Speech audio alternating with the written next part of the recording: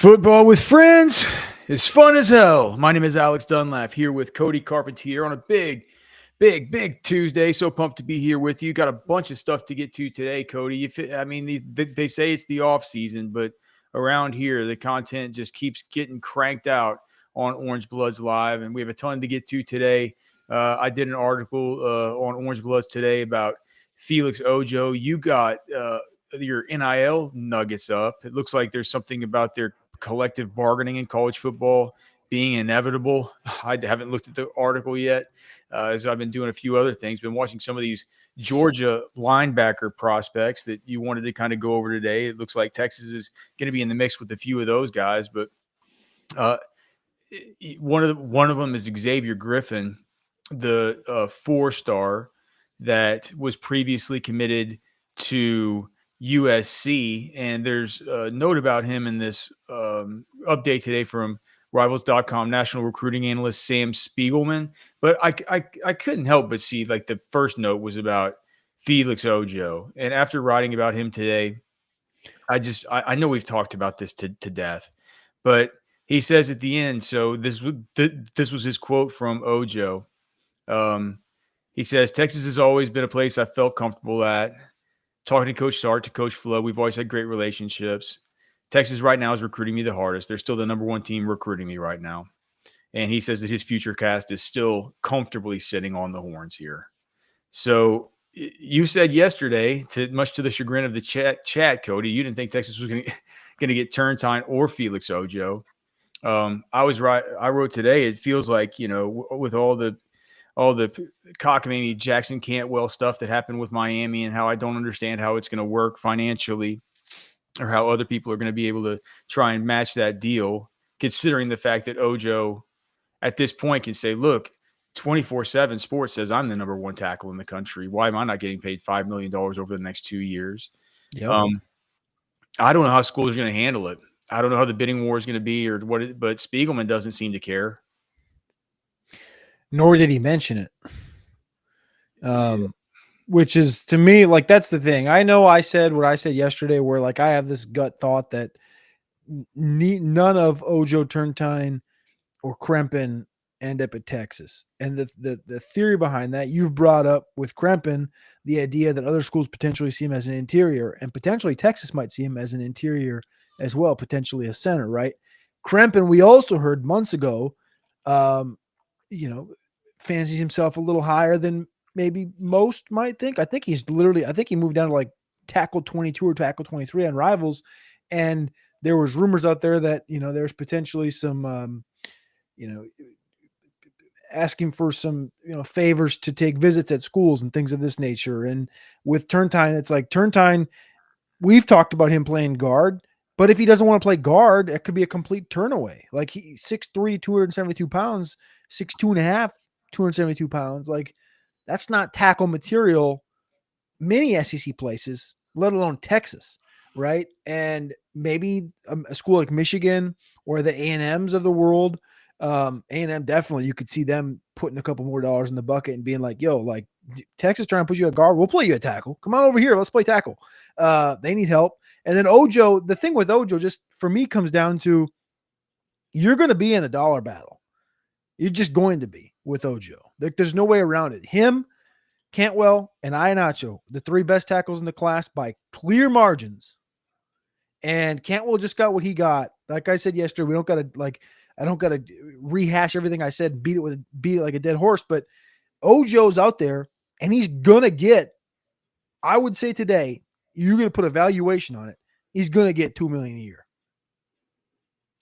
Are you willing to pay he's a not tackle get, $2 million? I'm not sure he's going to get $2 million. He might get $2 million his first year. I don't think that anybody's going to get $2 million next year outside of quarterbacks.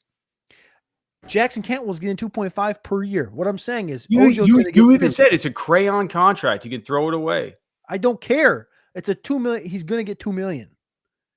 If Cantwell's got 2 years for $5 million, that's 2.5 per. Whether he sees the second year $2.5 million or not, I would say Ojo's going to get offered 2 years $4 million, at least. Okay. You still haven't explained to me how they're going to be able to pay him $2 million for the 2026 season. Who do I have to explain? What do you mean? What am I trying to explain? How are they going to do it when they got How's 20 they paying got Cantwell? 20.5 million to pay for the whole team? That's not how that works, man. This is the thing. Like, it's all a fugazi, and this is again, we've talked about this on end, but these conversations we could have for hours because of the unending amount of information that's out there right now. And I posted my NIL thread a couple days early for this exact reason. In that, a couple of it was like a month ago, maybe, the Tennessee governor put a bill through that basically kind of exempts it's a weird phrasing, and I'm not obviously law terms understanding of the logistics of this whole thing, but essentially, if a state has a law, it can surpass anything that the NCAA puts against or rev share puts against.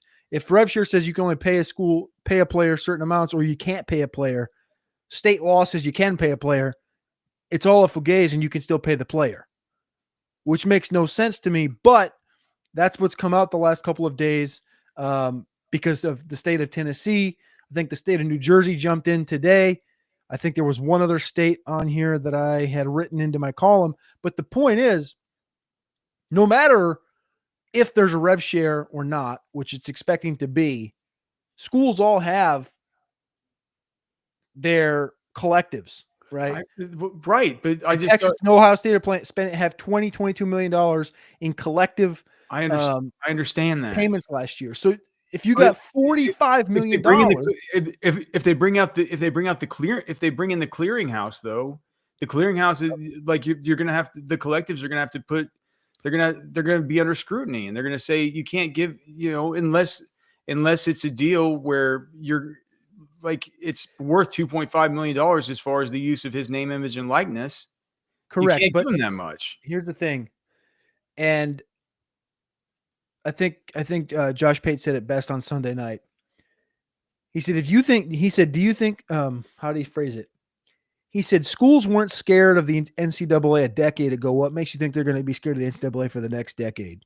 When it comes to like an overruling, you can't spend this much, or you have to follow our guidelines. Like, there's a trillion ways you can pay somebody. And all it has to be known is that I told you, Alex Dunlap, that I'm going to pay you $2 million to come play left tackle for me. You are? Texas. I'm going to pay you $2 million. And you're going to say, well, what are we going to tell Deloitte? And I said, we're going to tell Deloitte that I'm paying you $500,000.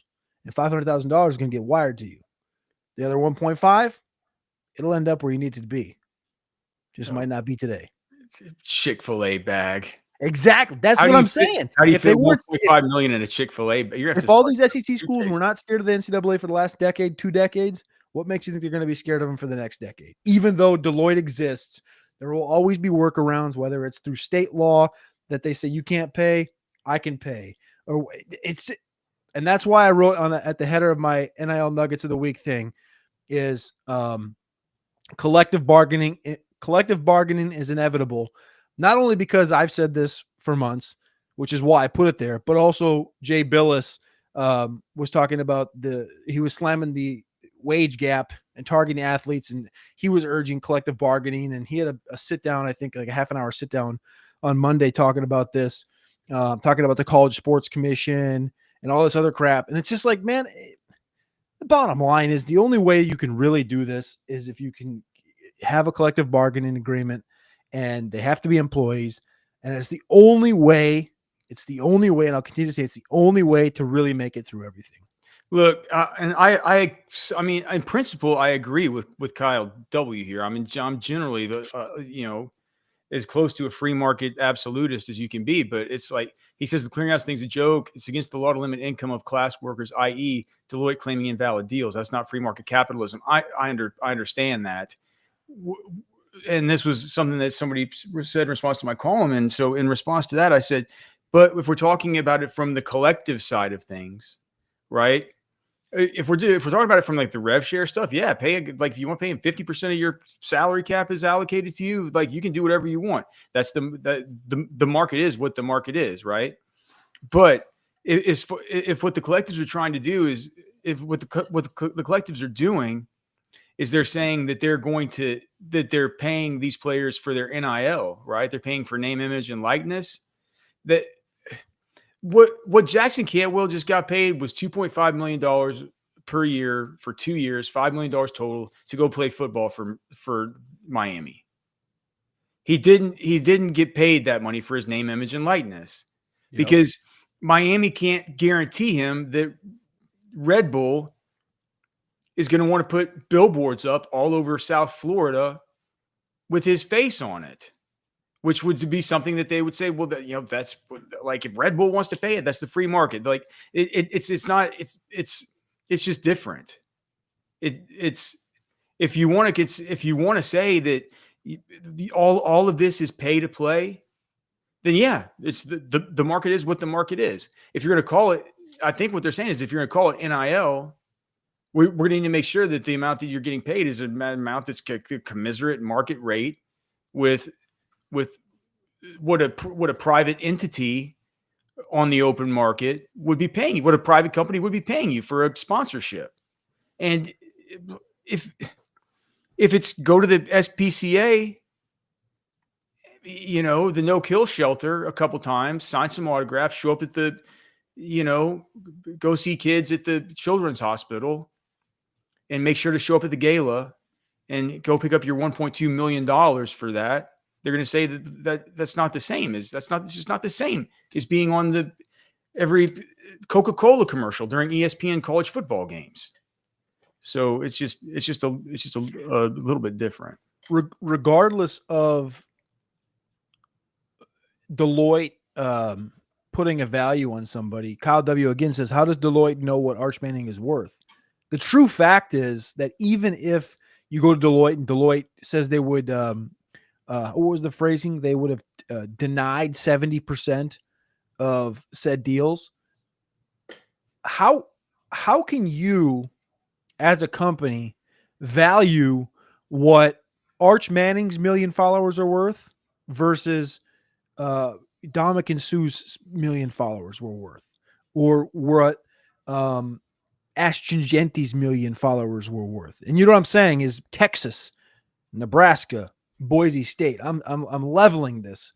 And how can you value, or how can you say what that's worth when you just like look at a follower count and a hypothetical notoriety? That's my question. It's like, well, is it the quarterback at Texas? Does he carry a certain amount of weight? Obviously. Or is it the fact that like it's a following count? Or is it like Google clicks? How many times this guy's name Googled? Like, how can you act? How are they going to be able to actually be able to say, yeah, well, Bob Jones is going to be the backup guard for Texas. And, we're giving him $50,000 because that's the deal that Texas has for linemen, is to give $50,000. Well, that guy's not worth $50,000 because he's got no Twitter account. He's got no Instagram account, and he bales hay in the summer, and he doesn't know what social media is. So he's not worth $50,000. Like, is that, you see what I'm saying here? Like, how can they actually in any way, shape, or form have a foot to stand on? That's where I think it's only going to get more gross, because players will be able to argue it to the grave. They'll be able to fight it to the grave, that they'll say, well, you told me I was only worth, $5,000, right? Because the guy has no presence on social media. But I mean, the social media is just one piece of it. It's a big piece of it. I mean, in this day and age. Yeah, I would. Yeah, I don't know. It's hard. Like you did, they probably look at, if they're like, if he's got to tweet something out about this, who knows, man? Whatever the collective wants him tweeting out about, whatever group or whatever that he's aligned them with, where they're going to be getting value out of his name, image, and likeness. They'll probably look at the number of impressions he generally gets for the tweet, like what that's worth, what it's like. I bet. It's Deloitte. It's a big four consulting firm. They have whether or not they have the answers to it, they'll walk into a boardroom and tell you that they have the answers to every bit of it. That's my problem though. Like, what was his name? DeColdis Crawford, that DB that came out a couple years ago, and he went to Nebraska and he signed a deal with some air conditioning company. Let's say he signs an air conditioning company deal for $200,000, and they go, you're not worth that. But in Nebraska, he had a good commercial and he sells $1 million worth of air conditioning units, right? He could argue he's worth $1 million, even though you the defined coldest. he's worth, Yeah. you know what I'm saying? Oh yeah. But you could also have Arch Manning. I know he's got the name, so it's kind of tough to argue Arch Manning. Let's say it's like, what's the cat's name from A&M? Weigman. Weigman goes to Houston. Houston gives him $1 million. Well, you're not worth that. Well, you don't know what his sale is. You don't know if he, what the turn rate is on him. His CPV isn't the same as Arch Manning's, right? So he's not like per click, right? Somebody clicks on something he's selling. A click might be worth $5 on Conor Weigman's page, where it might be worth $100 on Arch Manning's page, right? How are you going to tell that? That's why that's the whole minutia of this that makes this conversation kind of suck, is that none of it really makes any sense. Yeah, it's like buying beef anywhere besides Texas Beef Traders. It doesn't make any sense. You can go in there, you can get your beef without any vaccines, without any steroids, without any cockamamie shots shot into it. You don't want antibiotics shot into your beef. You're not going to get that at Texas Beef Traders. You're going to get a great experience. You're going to get 10% off whenever you go in there. Here's the one drawback to Texas Beef Traders. Once you go in once, it's kind of like it's kind of like Orange Bloods. We tell you on Orange Bloods, it's like, hey, here's the good news. We'll give you a 3-month free trial. Next thing you know, you're there 3 months and you're never going to sign off again for the rest of your life. It's just you're going to find out it's how cool it is, and it's what happened to me back in like 2003 when I was following Ryan Perlew's recruitment. And fast forward 22 years, and here we are. And that'll be the same thing. Fast forward 22 years, you'll still be going into Texas Beef Traders. By then, in 22 years, Darren will probably be 70 years old. Gosh, I wonder if he's still going to be doing it. Knowing my son, he loves it up there so much, he might be up there doing it. Maybe Darren will bequeath the store to him. We already have a steak named after us up there. Make sure and go check them out, man. Texas Beef Traders, TexasBeefTraders.com. Right there in the heart of Lakeway, Loman's Crossing, 620. You will not regret it. And if you can't make it into Lakeway, you just want to try the beef, call up there, talk to Darren, make an order, get your 10% off, and he'll just bring it to your house. All right. Texas Beef Traders, TexasBeefTraders.com. Cody, can I just ask you a serious question? So is this John Turntine? Yes, ma'am. Yes, ma'am. Does he look smaller than usual to you? And also, is that good form on those bicep curls? It's pretty good for him. I mean, it's tough. He's swaying a little bit, but it's pretty good for him. How much weight is that? Looks to me like a 25-pound bar. And are those like that? Might be a 45-pound. Actually, that might be a 45-pound bar with, is that 10s on it? Or 25? I was gonna say, well, they don't look thick enough to be 25s. It could be a 45 with 10s or a 45 with 25s. That'd be 95. If it was 95, that'd be pretty impressive. I'm gonna go. It looks like a 45 with 10s. So 60. I don't do many barbell bicep curls. Is that because it doesn't look like a significant amount of weight that he's moving there. But but he's doing full range of motion, and depending on him, he's sweating. Like I do these exact things at the end of a bench workout, and they call them 21s. And you do 21s, 21, 20. It's like I don't know what he's doing, but I do lightweight like that too. So it's like it's not really a great way to tell. But he does look good. But he does look. I mean, he looks like he's leaning out, which I like. But also, again, it worries me a little bit. Yeah, I don't get the idea behind it, man. But he's got. I mean, I think his dad's pretty vocal on Twitter, and I think that there's a plan behind it. Again, he's a power lifter, he's strong and stuff, but I just really wonder what that's going to look like, even when the football season gets here in 3 months. Like, I wonder if he's going to put 15, 20 more pounds on before football gets here. I don't know. Yeah, well, it'll be interesting to follow there with him. Texas after a lot of good offensive linemen. Do you want to talk about these linebackers like Xavier Griffin and the rest of them? Yeah.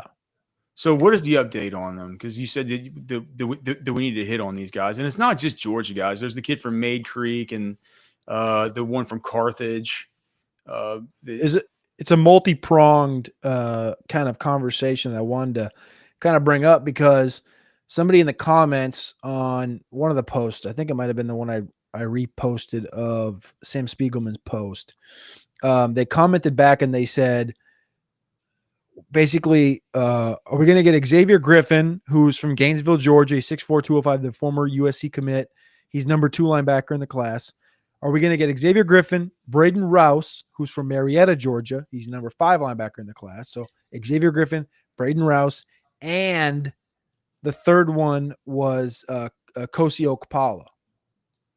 And Okpala is the 27th ranked linebacker from Maid Creek. And Okpala was the Rivals 5-star. He's a good backer. But they asked in the comments on Orange Bloods was, we're going to get Griffin, Roose, and Okpala? And I was like, I don't know if you'll be able to pull 2 of the top 5 linebackers when you know Ty Anthony's in there. You got Bo Barnes. Spence will probably be there for another year. And you look at this linebacking group, it feels like if you get an Xavier Griffin, you're probably not going to get a Roose. It seems like the ship has sailed a little bit on the Talona Ili from Hawaii. But they've still had conversations with that one. Anthony Davis from Georgia, who's been an Auburn lean. Dquivius Beck from Carthage. I think he's down to a final 3 or 4. I think he came down to the other day. There's a lot of linebackers. Tyon King from Port Arthur. There's a lot of linebackers in this 2026 group that Texas has seemingly had their eyes on. And I just wonder what that means for this next cycle. Given also Xavier Griffin's listed as a linebacker / edge. He's 6'4", 205, like I said before. The latest update came in the 3-2-1. Jason had an update who said Xavier Griffin visited Texas in April. It was Lee Allen Clark who spent most of the time with him. Griffin recently decommitted from USC. Orange Bloods continues to hear that the Longhorns are leading the pack for the Gainesville product, with Clark being a big reason why Texas is favorable in that conversation. And then if you go to the Sam Spiegelman update from this morning, it kind of like goes through his official. I think he crystal balled them to there. Yeah, his official visits are Ohio State, Bama, Texas, and Florida State. He says Texas has been trending up with Griffin since April when he was in Austin. Texas reached out and wanted me down there. I really liked it. I made me feel like at home. We got there finally, and it felt like home. He said that again. Alabama runs in Griffin's family. It's his mother's alma mater, and Crimson Tide has hosted the blue chip defender more than any other program. It's shaping up to be a 2-team race for the 4-star linebacker, with our intel pointing to Texas holding an edge at this time. Again, that's linebacker Xavier Griffin from Gainesville, Georgia, 6'4", 205, the number 2 linebacker and the 77th ranked player in America. I love Xavier Griffin. How do you compare Xavier Griffin and Braden Rouse? Well, they kind of remind me of each other. Yeah, I was gonna say listed. They're pretty much identical. They're both but they play similarly. They're both guys who I think they could play inside. But both these guys, I noticed, I'm like, man, they got some bend and some dip to them. You know what I mean? They have some pass rush traits. And Dave Keith Williams is saying, as an outside linebacker duo of Griffin and Okpala would be absolutely great for Texas. However, the Longhorns need a middle linebacker in their 2026 recruiting class. Also, when I think about these guys and think about the one who looks like a true Mike to me. That to me would be Atkinson. Well, before we go to Atkinson, I know he's the overall number 1, but he seems like he's a little out of pocket. There are updates on Okpala and Rouse, however you say it. I think it's Rouse. Rouse, like Roush Racing type of deal. Yeah. It says this is from Sam Spiegelman, again in the same update. There's a lot of player updates in this column that was basically Texas centric. It was labeled Texas leading the way for several blue chippers. He said they've come on strong for Braden this spring, leading into and since the April visit to Austin. Texas shut up the ladder quickly and will host Russ a second time on June 13th. He has officials at Bama, Michigan, and Tennessee. They've been pushing, and I quote, they've been pushing pretty aggressively in my recruitment, and they have wanted me to get on campus. So I felt like they earned a visit out of me. Ever since they offered, they've been pushing me to come up, and that the way this visit went, it made me feel like I was a priority for them. They're high on my board, and I feel like I would fit perfectly in their culture," said Braden Roose, the linebacker from Georgia. You're just gonna Kosio, stick with the Roos. You're just gonna stick. I with keep butchering it. It's going to be what it. it's going to be. It could be Roos. I don't know, but is it Roos? Roos? Rouse. I'll go Rouse. Okay. The last one is Kosio Paula, the linebacker. David Keith Williams popped it up in the chat a second ago, but this was the other name that was asked because all three of these linebackers were in this column: Rouse, Griffin, and Okpala. The Okpala one says he'll be in on June 20th for his official, before his July commitment. He's got officials for Penn State, Houston, North Carolina, and Baylor. So a little bit different competition with this one. His quote was, "The communication is great. My bond with the whole staff is too. I talked to almost every coach there. I know everyone, and they know me. It was a good time over there. I've been talking to Sark, everyone on the staff. It feels like a family vibe." Sam says, "My future cast is on the Longhorns ahead of the wave of official visits." Okay. Well, can you take all three? Can you get all three? And what does that, Dick? You also lose out on then. We've heard good things about Tank King. We've heard good things. Rouse, Okpala, and Griffin. According to that write-up, it would lead you to believe that Griffin and Okpala are pretty good leans.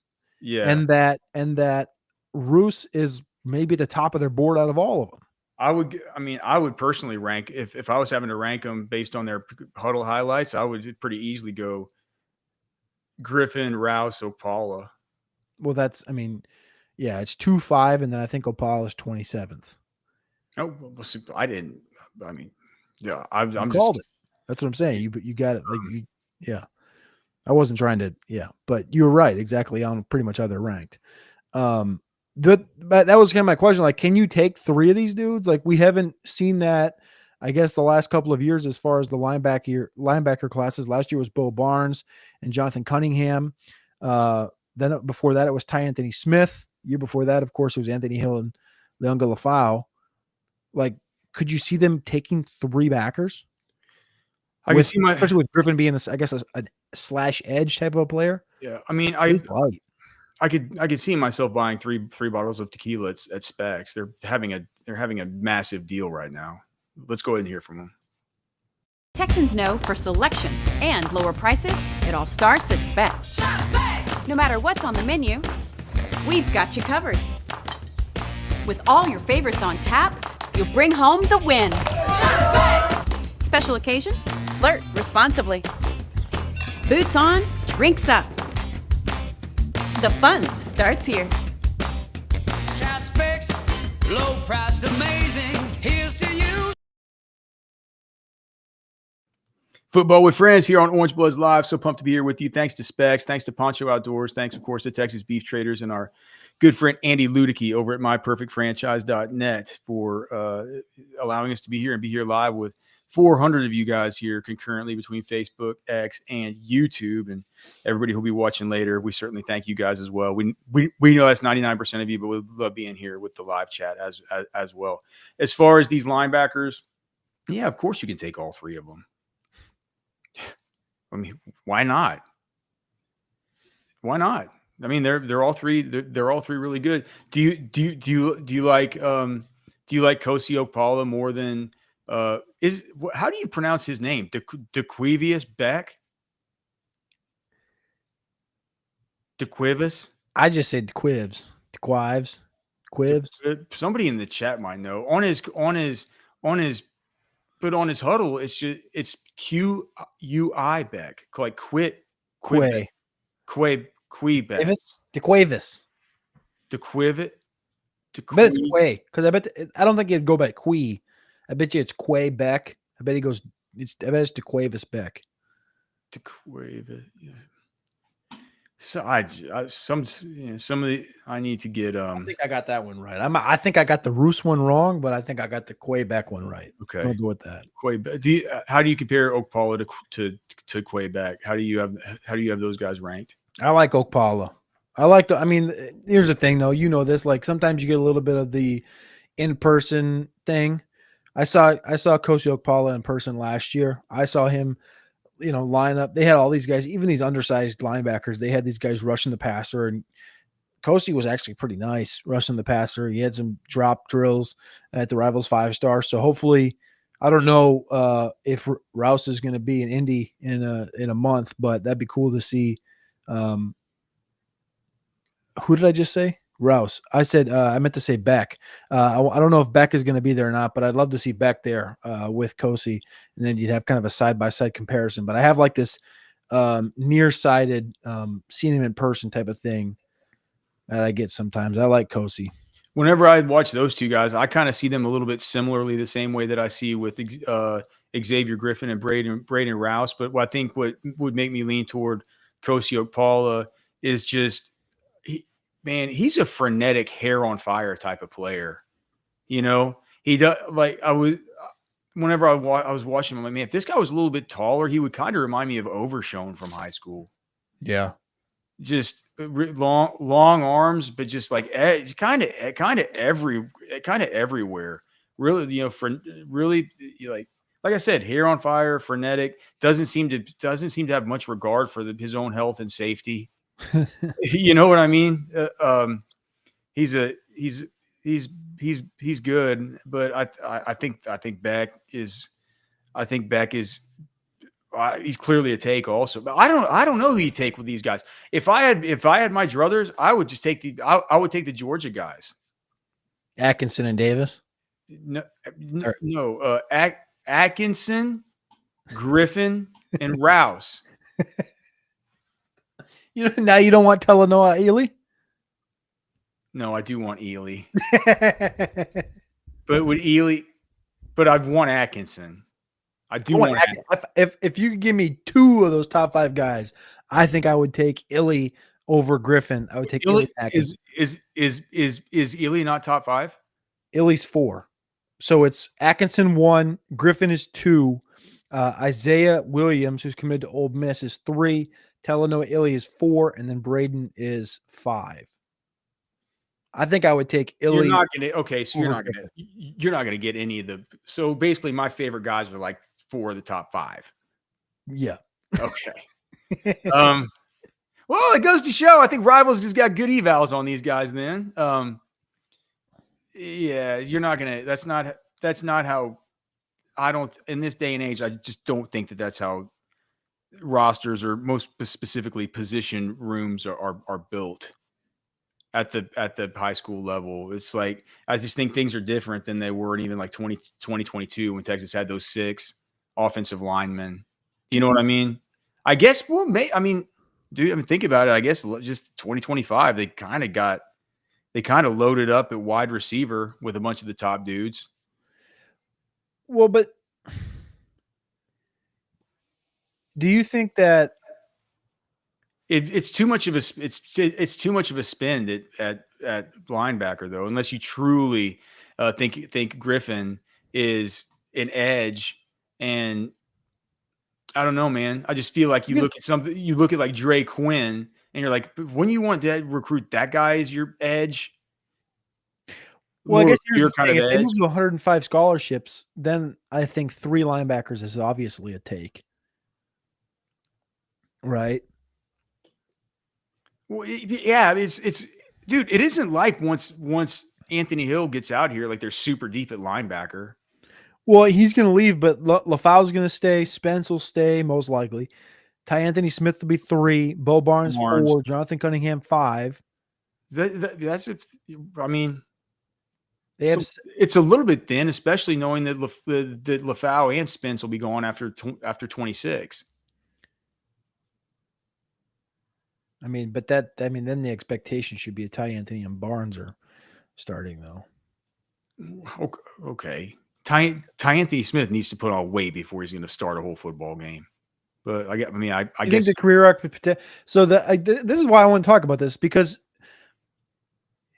this might sound bad, but even if the career arc for Ty Anthony was like a Mo Blackwell plus, where he played that role, right? And he wasn't a pure starter in its truest form. And then after Ant leaves, it's probably LaFau and Spence, but that Bo Barnes is the one that's pushing to be the new starting linebacker, which is what you would hope for a year from now. And if that's the case, then I think you're in a better spot. But also, if Bo Barnes isn't the guy, then that's basically where we're sitting here. And you're saying, well, Ty Anthony's kind of on the Mo Blackwell trajectory. Jonathan Cunningham needs to add some weight. It's really just Bo Barnes behind LaFau and Brad Spence. And now all of a sudden you look at that linebacker position with Post and Hill, and you're like, where are the bodies at? No, So now I guess talking through it, I feel like the 3 linebacker thing has a lot more merit. especially if there's one like here's the you don't just I would just say if things are starting to heat up with Xavier Griffin, you got to make that happen. He's really good, and then what you say once he gets here, we figure out whether it's edge, right? Whether it's edge, whether it's inside linebacker. It wouldn't be that like. I don't think that's a ridiculous sell for them to make. They would say, "Hey, dude, even if we play you an inside linebacker, we're gonna play you like you were in high school, where we run you off the edge a bunch too." They could point to what they've done with what they're doing right now with supposedly. I haven't seen practice, but what they're doing with Brad Spence right now. So, I think that's kind of how we see that as far as the linebackers. Go get 3 of them. Just go sign all the best players. But that's all anybody asks for, right, Cody? Just go sign all the dudes and take them out of Georgia if you can. All right, now you can email us, fwfemails@gmail.com. You can find us on X at Cody Carpentier, at Alex Dunlap NFL. Thank you guys for being here. Thank you for watching. We say it all the time. We can't tell you how much we appreciate it. Helping the show to grow even here during the off season. Thanks so much to Texas Beef Traders. Thanks to Specs. Thanks to myperfectfranchise.net, our good friend Andy Ludicky. Make sure and give him a call if you're interested in checking out your options as far as ways to change your life through the franchise opportunities that he can help you out with, completely free as far as the consultation. myperfectfranchise.net, and of course, Poncho Outdoors. Please like the show. Please subscribe to the channel. If you have a friend you think might like the show, let them know about it. And if this is your first time watching, you're into this stuff, recruiting, Longhorns, SEC football, fantasy, dynasty, sports betting, NFL draft, evaluation, that's what we're here talking about. So some days you'll get recruiting, some days you'll get team stuff, some days you'll just get SEC stuff or NIL or all the rest. But we're definitely always here. We're always talking about it. 6 p.m. on Orange Bloods Live. All right? Love you guys. God bless you. Have a great Tuesday night. For Cody, I'm Alex. We're done.